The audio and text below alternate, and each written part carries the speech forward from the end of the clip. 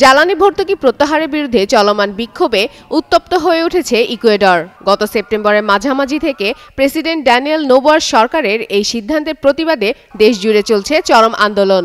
বিশেষ করে আদিবাসী সংগঠন ও সাধারণ জনগণ মনে করছে, ডিজেলের ভর্তুকি তুলে নেওয়ায় দ্রব্যমূল্য আরও বেড়ে যাবে এবং দরিদ্র শ্রেণীর জীবনে নেতিবাচক প্রভাব পড়বে।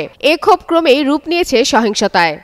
এই উত্তেজনার মধ্যেই মঙ্গলবার এক ভয়াবহ দুর্ঘটনার শিকার হন প্রেসিডেন্ট নোবোয়া।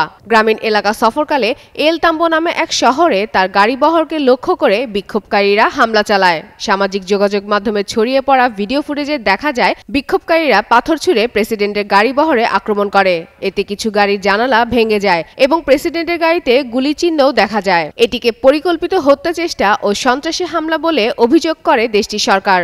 এ ঘটনায় ৫ জনকে আটক করেছে পুলিশ। যদিও আদিবাসী সংগঠন কনাই এই অভিযোগকে অস্বীকার করে বলে, নিরাপত্তা বাহিনীর দমনমূলক পদক্ষেপেই সহিংসতা ছড়িয়েছে এবং গ্রেপ্তার ব্যক্তিদের অবৈধভাবে আটক করা হয়েছে।